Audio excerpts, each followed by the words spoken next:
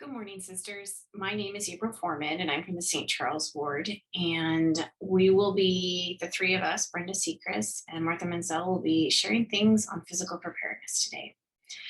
I wanted to start out first with why emergency preparedness and food preparedness is so important to me. When we were first married, I was the only one working. Jason was still in medical school. And 5 months and 29 days into my new job, I was let go because they let go the entire first year class of attorneys. And at that moment, as I was packing up my office and scheduling a car ride home, and there was a lot of stress in that moment. And I thought, I don't have to worry about food because my mom and two of her friends had actually started us off for a wedding present with food storage. And at that moment, there was a lot of peace and calm because I was prepared. I needed to find another job. I needed to work on that, but I did not in that moment have to worry about food.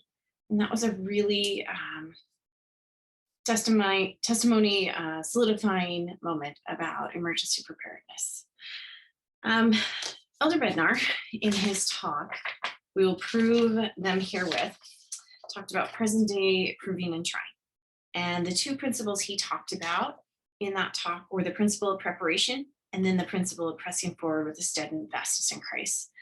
Because we're talking about physical preparation, we're going to focus on number one.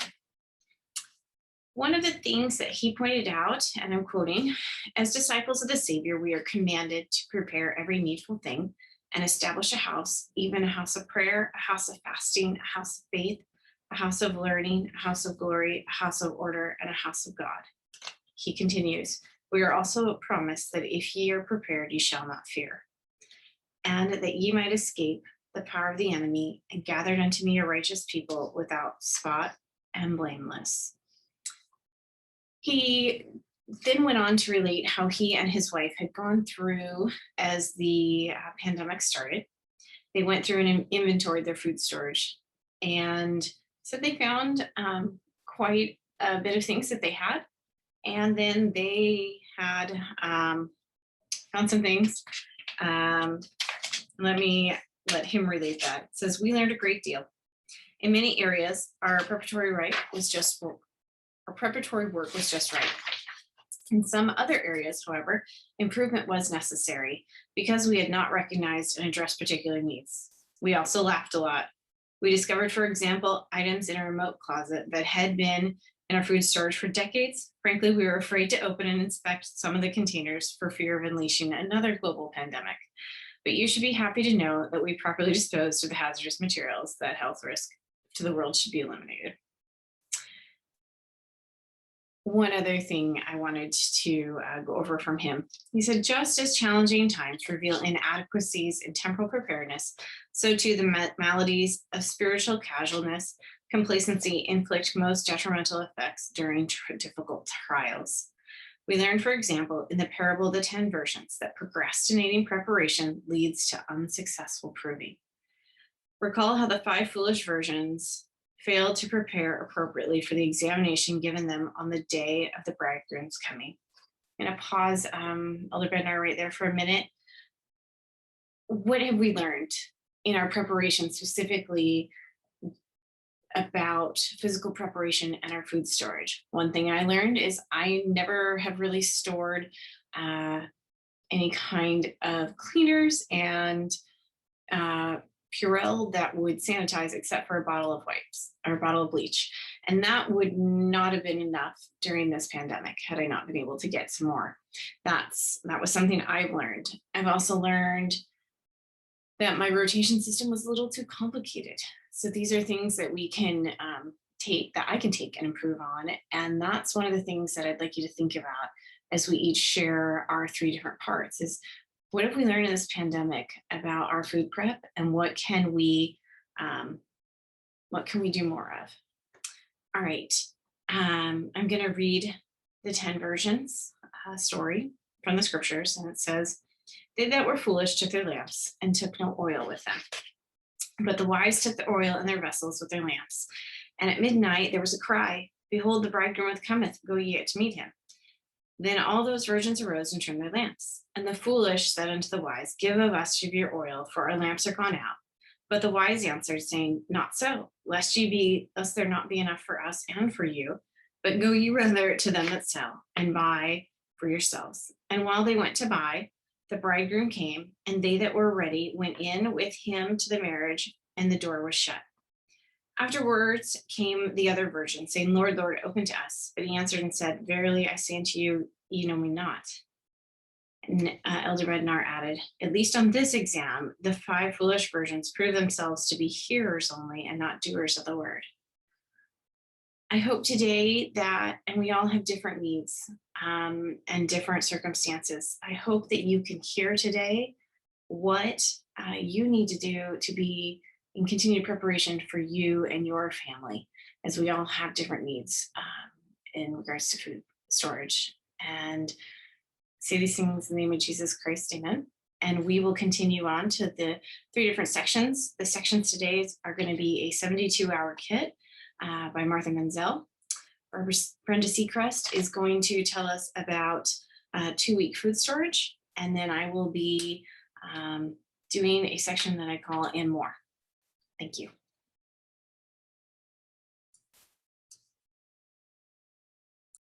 Hi, I'm Brenda Secrist from the St. Charles Ward, and today I get to talk to you about how to create 2 weeks worth of food storage, and this is a guide for beginners.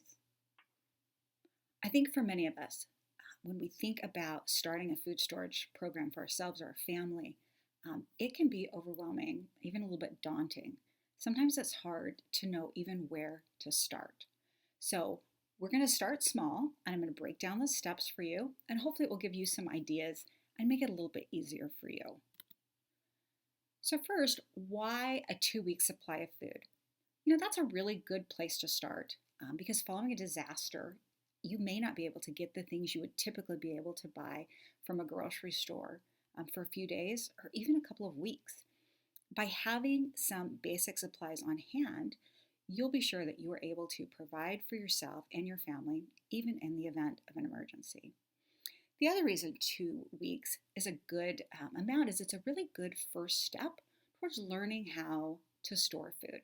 It's a great way to get your feet wet, learn what things work for you and your family, what things don't, and so that you can then grow your food storage from there. We know from the scriptures the Lord doesn't expect us to do all things at once, line upon line and precept upon precept.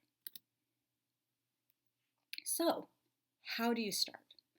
The first thing I would suggest is to think about things your family likes to eat that are easy to store and simple to cook. In an emergency, your family's eating preferences aren't going to automatically change. So if you have things or plan things that they already like, that's a great first step. And then use those items to create really basic meal plans. So just quickly, some storage basics. What we're looking for foods for our 2-week supply of food, they should be non-perishable and really easy to cook. We're thinking, cans, mixes, dried meats or fruits, things that are just going to store for a long time and not take a lot of time to prepare. The first rule of food storage is store what you eat and eat what you store. So by selecting items that your family already likes, you're assuring that in an emergency, they're going to eat what you have stored, and that as you have your supply ready, you can start to cycle through it and eat those items a little bit at a time and then replenish. So in the event of an emergency, you're not left with 2 weeks worth of expired food. As you're thinking about these simple meal plans, think about different times of the day, breakfast, lunch, and dinner, and snacks. And think of ways you can include, proteins, fruits, and vegetables into your meals. If you're thinking about a 2-week emergency supply of food, it might not be the healthiest meals you've ever made, but still do what you can to try to make them well-rounded and nutritious. And don't forget snacks and comfort foods. So just a few ideas for breakfasts. Muffin mixes, pancake mixes, oatmeals, especially instant oatmeal is very easy to cook. Cereal bars, and even canned or fruits that are in individual packaging or squeeze tubes.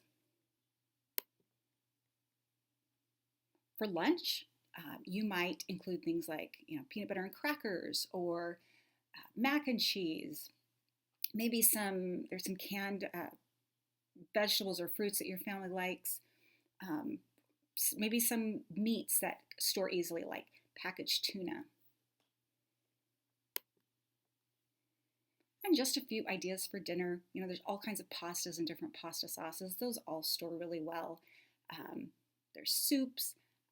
Beans can be used as meat replacement or just to make chilies, burritos, soups.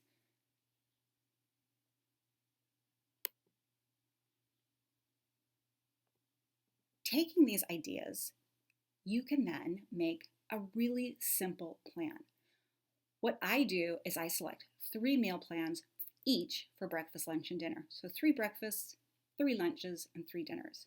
That way there is some variety in our emergency food storage, but not so much variety that I have to have a lot of separate ingredients that I'm storing. So with those menu ideas that we've generated, we're just going to make a really simple plan. We're going to pick 3 of those menu ideas for each meal. 3 for breakfast, 3 for lunch, and 3 for dinner. That will give us some variety in our 2-week food storage, but not so much variety that we have a lot of different ingredients to worry about storing. So you list all the ingredients you would need for each menu, for each meal based on the number of people in your family. And don't forget spices. Then multiply each ingredient on your list by 5, which will create a 15-day storage. And don't forget then at the end to add snacks and comfort food. So, for example, for the meal plan I have on the left, I picked 3 breakfasts. And I then listed what a family of 4 would need approximately for each of those meals. Now, what your family likes, what your family might like with oatmeal or might like on their pancakes is going to be different. And how much your family eats might be different. So think about each of the meals and what you'll need to serve your family one time for each of those. Then you multiply that ingredient list by 5, which makes a 2-week storage list. So you'll have each of those meals, each of our 3 breakfasts, we will have 5 times over a 15-day period. If you're having a hard time figuring out exactly how much a box of pancake mix will make, for example, you can use the nutrition panel, which should give you some idea as far as servings. Another hint is an easy conversion is approximately 4 tablespoons is a 1/4 cup, which is also approximately 4 ounces. So if how you're used to measuring food isn't the same that's listed on the nutrition panel, that will give you some approximate ways to estimate how much you will need in total. And again, multiply by 5 each of your meals and do this for breakfast and for lunch and for dinner. And that's the shopping list, that's the storage list for your 2 weeks worth of food. And then like we mentioned, snacks. I really like snacks. There's a lot of great ideas on places like ready.gov and FEMA's website. They talk about snacks that are good, calorie-dense snacks that are also easy to store. And comfort food, which in my book means chocolate, but whatever it means in your family, be sure to have some of that as well. Now, if that still seems overwhelming, that's okay.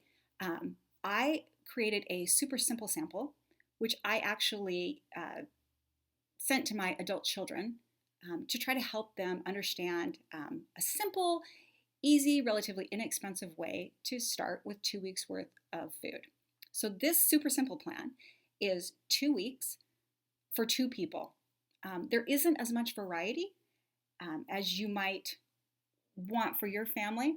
It's oatmeal every day for breakfast and cup of soup every day for lunch. But it is really affordable, and we were able to still have it be relatively well-rounded for less than $30 a person, approximately.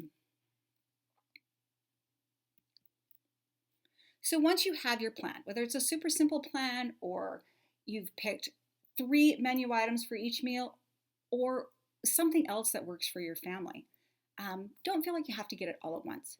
Just buy a little bit at a time. Once you have your storage, consume and replace. Again, store what you eat and eat what you store.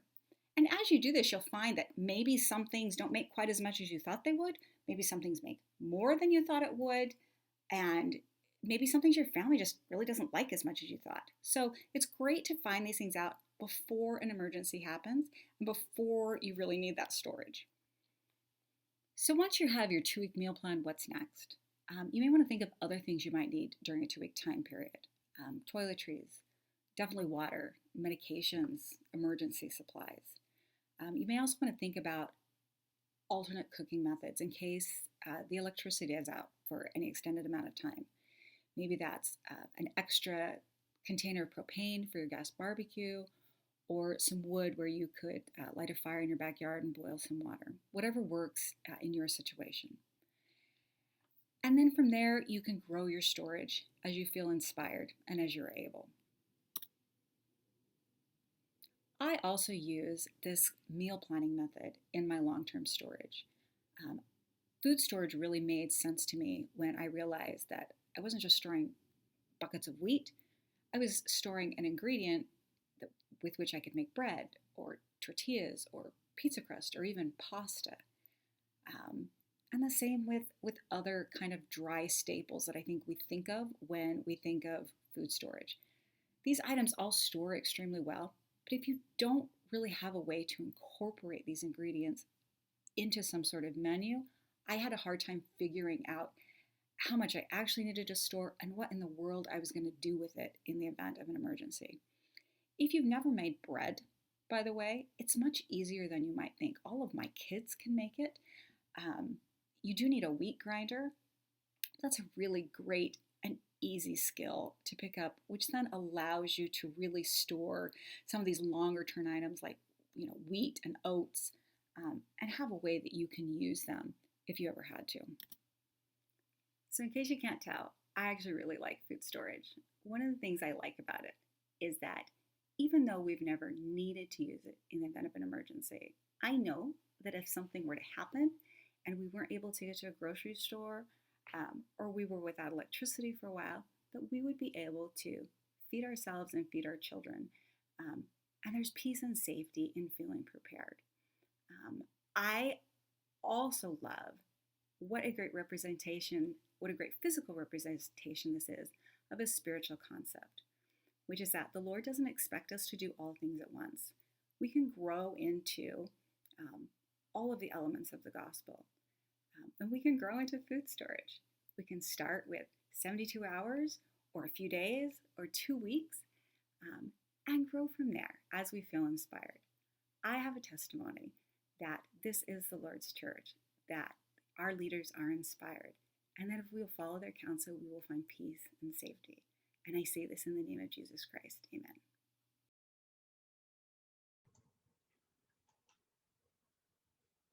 Good morning, sisters. I'm Sister Martha Menzel from the St. Charles Ward. I've been asked to talk about 72-hour kits. I've prepared a handout, and that should be available to you, and most of this information is in it. Remember, you might be hiking out when you use one, so you don't want to carry anything too heavy. Even if you start out in a car, you might end up hiking. I remember a couple of years ago, all the shows of news reports of people evacuating for the hurricanes, and there was miles upon miles of cars, and people were abandoning their cars because they were out of gas. So just keep in mind that everything you pack, you might have to carry. So what is a 72-hour kit? It has been shown that it normally takes 72 hours for emergency and aid personnel to reach people in need of help in the case of an emergency. So you need to have what you need to survive for this period of time until help arrives. You might also be in your car, you might be in your office, so you might want to consider kits for them as well. In general terms, your kit should contain money in small denominations, water, a gallon per day per person, food, light, warmth, clothing, shelter, hygiene, medications, first aid, tools, important papers, emergency plan, and something to distract the children. To minimize stress, keep it simple. Every person, including parents, grandparents, children, pets, should have their own 72-hour kit. Kit should be packed so that everyone can carry their own, but obviously in the case of infants and pets, and in some cases, grandparents won't be able to carry their own. Older children should be able to help with this, however. But you need to prepare so you can get everything you need if the parents have to pack it all. So where do you store the kit? Under every person's bed or near an exit or wherever is convenient for you, where everyone will be able to find it. When? You need to get it now, or as soon as you can afford to gather everything together. You need to review the contents every 6 months. Things go out of date. Even your business papers, your important papers can go out of date. Your medications change, your credit card number changes, etc. You need to rotate your food. You can have a movie night, you can have a party, you could even have a practice evacuation. How to pay for this? Over time, line upon line, here a little, there a little, is a good way. Also, you can put it on your Christmas list, your wish list for your birthday, whatever. You can also watch for sales, and you can do bulk buys and go in with a friend or a neighbor. So what do you pack in your kit? The first thing you need to decide is, do you want to have to heat food, or do you need to heat food? If you're doing infant formula, then you probably need to heat your food. You can buy small folding stoves, or you can buy a stove in a can, as they say it.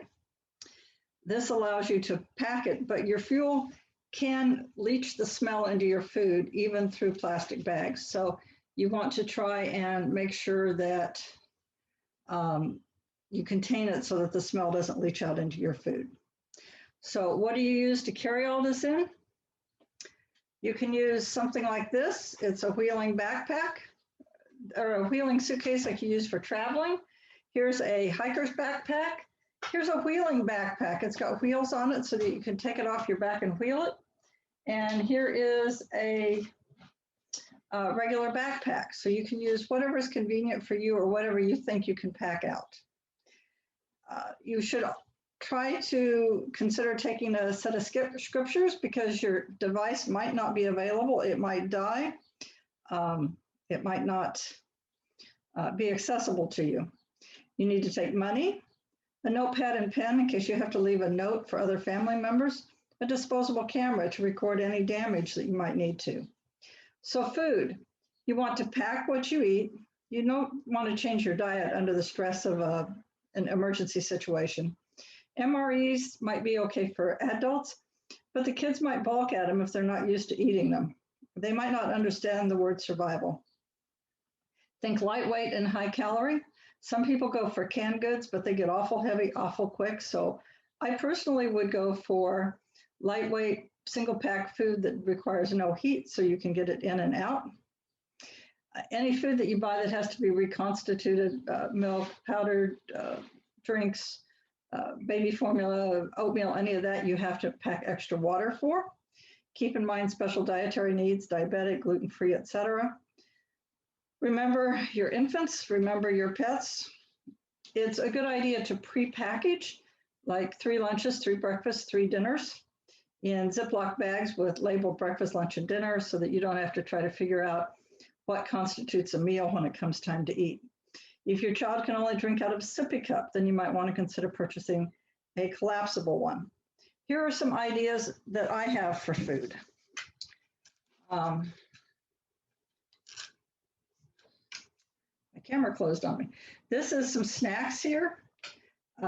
There's peppermint and there's ginger chews. Ginger chews and peppermint are both really good for upset stomachs. And then there's others as well as gum. For breakfast, there's crunchy oats and honey. There's oatmeal, there's yogurt raisins, there's boxed cereal. Then I have some different drinks. If you want to add it to your water, there is milk. There are crackers to go with the Jif cheese or the Nutella. There is Snack on the Run, chicken and ham. They also sell tuna. There's beef jerky. There's snack sticks, nuts, Biscoff to go, cheese and pretzel sticks. If your kids won't eat peanut butter without jam or jelly, you can always pick up these little packets at McDonald's. And then there's fruit snacks and nuts that you can use. Nuts are a high source of protein. For water, you can either go with a gallon jug, but again, if you're carrying it out, that's not a good idea. Your little 16-ounce bottles of water are a good idea. There are water purification, and then there's the packaged water, survival water, and then a personal water filter, commonly called a life straw. With that, you can get fresh water or sanitary water any place you're at. For for light, you can use a crank radio. This is a hand crank. It'll also charge your cell phone. There are candles. This is a citronella, and here's a 9-day candle. Don't use a candle if there is a chance of a gas leak. You also don't want to start a fire with it, and you don't want to go to sleep with it on. This is another hand crank battery that's also a cell charger. This is a regular LED battery. Do not pack your flashlights with the batteries in them. The batteries can corrode. And this is a solar light source. It actually recharges from the sun. Over on the tool side, this is a multi-purpose tool. It has a little axe, a hammer, and then all your standard emergency tools. Here is a collapsible shovel, comes in handy. Some duct tape. Over on the shelter side, there's a tarp, a sheet, and some thermal blankets. This is a sleeping bag that collapses down to almost anything. An emergency poncho. There's hand and foot warmers, and fire starter and stormproof, windproof mattresses. Then you move over into hygiene. What men pack and what women pack will be different, but it's a general idea.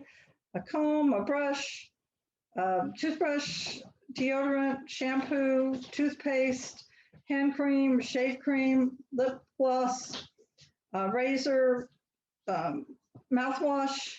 There's toilet paper to go. Another thing you can do for toilet paper is you can take a full-size roll of toilet paper, take the cardboard, roll out of the center of it, and it'll flatten really nice.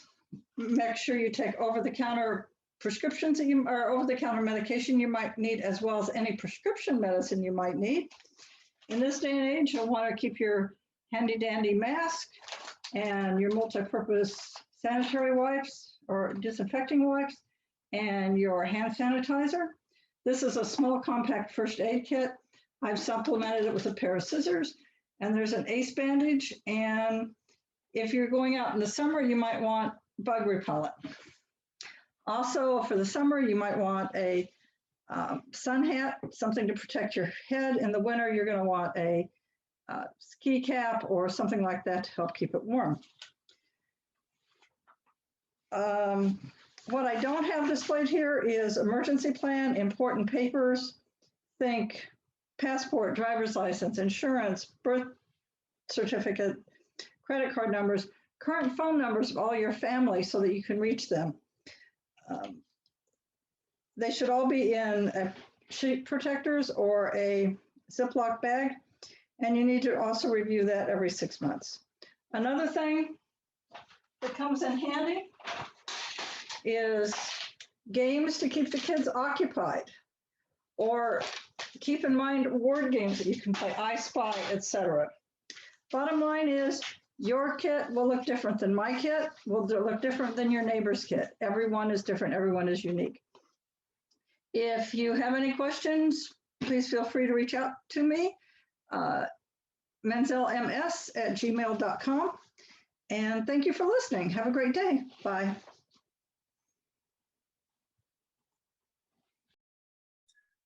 All right, sisters, we are in the section for and more. So I'm going to talk about the basics of a 3-6 month food storage and how you can do that. And I'm going to show you mine and kind of go through what we store. every family's different, but I wanted to go through that with you, and hopefully you will find some tidbits in here of what you can be inspired on and what will work for your family. All right, I am going to turn you all around and show you our food storage. Okay, and then we have some more over here. And just gonna go through this a little bit. And I didn't fix it because I, excuse me, I wanted each of you to see what it looks like in a not perfect state. So this shelf is pretty important. The top portion up here, the very top shelf, we store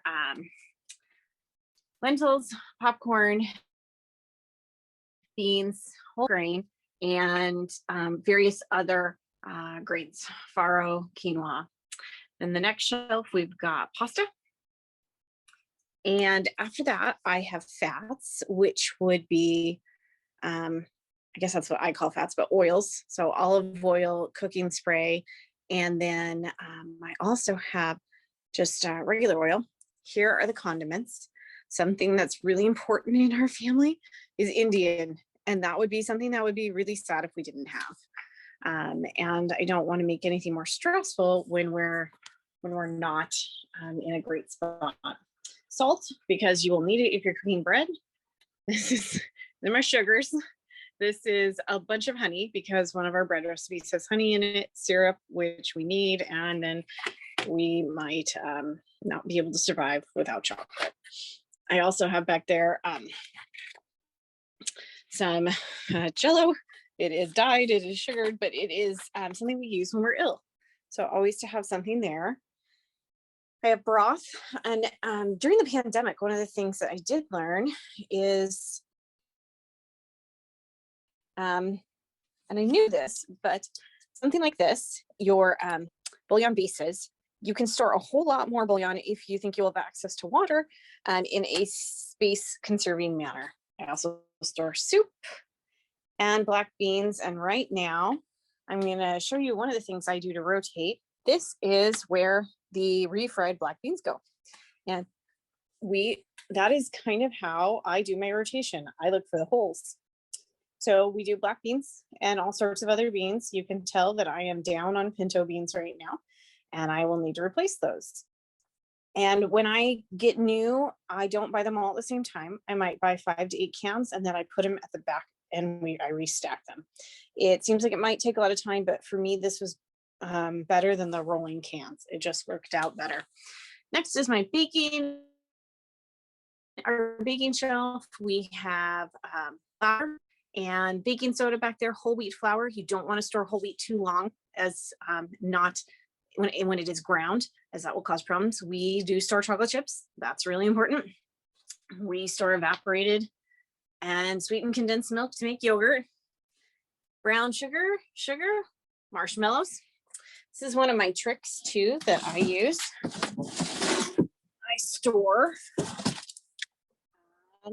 onions.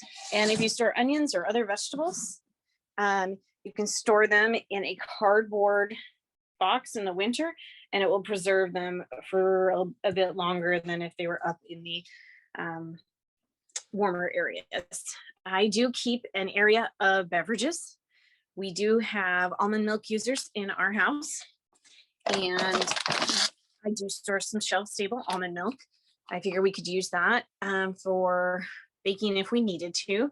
And I am, as you can see down here, I am almost out of Gatorade, which we do use when we're sick, and we need to add a little bit more of the ginger ale. Moving on, I have what I lovingly call the tomato shelf. So this has pasta sauce and tomato paste and pizza. Pizza is a big deal, so we do store pizza sauce, and I figure learned how to make it, so we could do on their own. All right, next one is my jelly stores as opposed to freezer stores, and I've got fruit and some pickles. We have more protein, and then I've got Nutella. We should store some shelf-stable pepperoni. Pizza's a big deal in our house that we make every Friday. And then we have chicken, tuna, and oysters. We do eat a lot of smoked oysters. And if I were sick, this is something my kids could pop open with crackers and continue to use. More tomato sauces are down here, salsa, and tomatoes. You can see, whoops, somebody else put these away for me. So we're gonna come put those up. Tomato sauce. We have a little bit of an issue here with tomato sauce. I have cleaning supplies. These are the kind I like. You should assess that for what your family needs. We have some wipes, disinfecting, and then toilet cleaner. Next shelf is our breakfast shelf, and it looks like it could use a few things added. Cereal is big. Not everyone stores it, and by volume per meal, it's not the absolute best thing, but we decided right now that was, while our kids are younger, that was important to us. This is my chip and kind of maybe the not best for you portion, but my kids do get into that and they can make a mess, as you see. We do store paper towels and Kleenex, laundry, and then I call this household. So this would be, if you see behind here, this is different wrapping. I've got wraps, wipes, if you might need those if you didn't have access to water. Ziplocs, I do need to put that on my list. And then food savers and other bags and fabric softeners. I refuse to run out of toilet paper. This has always been a thing, even before the pandemic for me. I also have a lot of paper goods down here. I figure I don't use them on a regular basis, but if there was an emergency, I may or may not have access to water to wash dishes. This could be a water conserving method. Another thing I did find during the pandemic that has helped me limit shopping trips is taking a break that I can store for about 3 to 6 months in the basement. It has oxygen pouches in it, and it has been really eliminated me making that run just to the store on that day, and it's been really helpful. All right, something that's really important. This is kind of what you might see normally, and when you think of food storage, but is water. We have enough for about 2.5 weeks for everyone and the dog.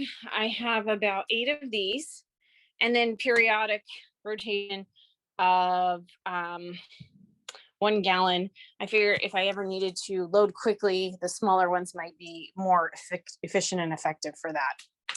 I don't store the exact, everything in the big buckets. We have wheat, bread, and then we have sugar.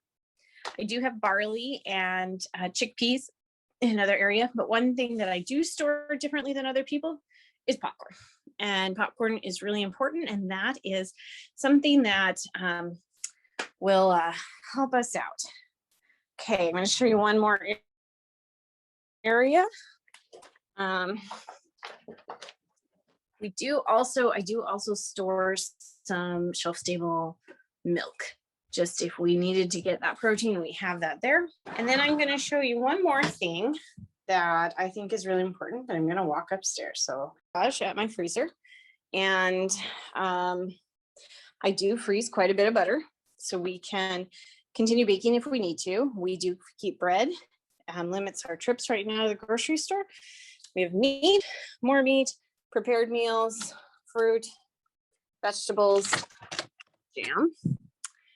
And then I have breads and more baking supplies.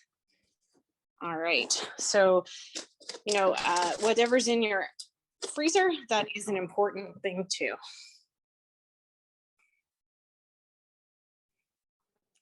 This is a little over the top, but I am a gardener too.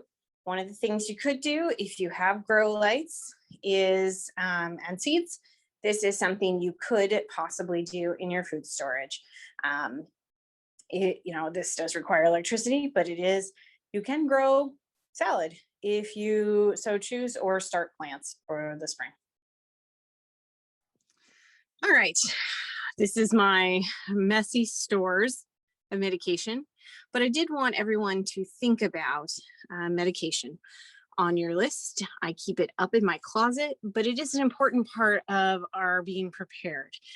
If you have a prescription medication, if you pick up one where the month isn't quite done, you might want to store 6, 7, 8 days. So if there were a problem or a delay in medication, you would have that. And also during pandemic times, we've kept extra things, Advil, children's Advil and Tylenol, those sort of things. And then a few other things, just if you were ill, nasal spray, etc. But I think those are a really important part also of our being prepared. All right, sisters, so the show and tell is done with the food storage, but I did just want to go back over how we rotate. I look for holes, and sometimes I have a sheet downstairs on the door at times that we're using our food storage quite regularly, like when we were trying to go to the grocery store maybe only once or twice every week or two.